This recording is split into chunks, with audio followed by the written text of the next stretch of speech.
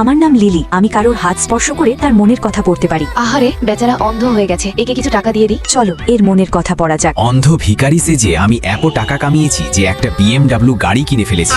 একে টাকা দিও না। আমার মতো অন্ধ ভিখারিকে কেন বিরক্ত করছেন? তোমার পকেটে BMW গাড়ির চাবি আর তুমি ভিক্ষা তুলছো? আরে পালাও এখান থেকে।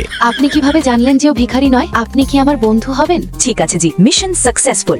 তোমাকে এই মেয়েটার উপর নজরদারি করতে হবে আর ওর কাছ থেকে একটা বক্স নিয়ে আসতে হবে। তারপর থেকে আমি তনুর খুব ভালো বন্ধু হয়ে যাই আর ওর অনেক খেয়াল রাখি। আমাকে এই বক্সটার ব্যাপারে জানতে হবে। তনু, এই বক্সটার ভেতরে কি আছে? আচ্ছা, এই বক্সটা ওর হাত ধরে তথ্যটা জেনে নি। বাবা যাবার সময় আমাকে একটা বক্স দিয়েছিলেন। ওটার ভেতরেই আমার কোম্পানির মালিক হওয়ার নথিপত্র আছে, কিন্তু আমার বোন ওই বক্সটা আমাকে দিয়ে দে। কোম্পানির মালিক আমি হব, নয়তো তোকে মেরে ফেলবো। ও আমাকে সিঁড়ি থেকে ফেলে দিয়ে পঙ্গু করে দিয়েছে। আমার বন্ধু কত কষ্ট সহ্য করেছে, আমাকে আমার বন্ধুর সাহায্য করতেই হবে। বোধহয় ডেলিভারি বয় এসেছে। আপনার ডেলিভারি ম্যাডাম, আজ তো তোমাদের দুজনেই আমি শেষ করে দেব। আমি থাকতে তুমি আমার বন্ধুর কোনো ক্ষতি করতে পারবে না।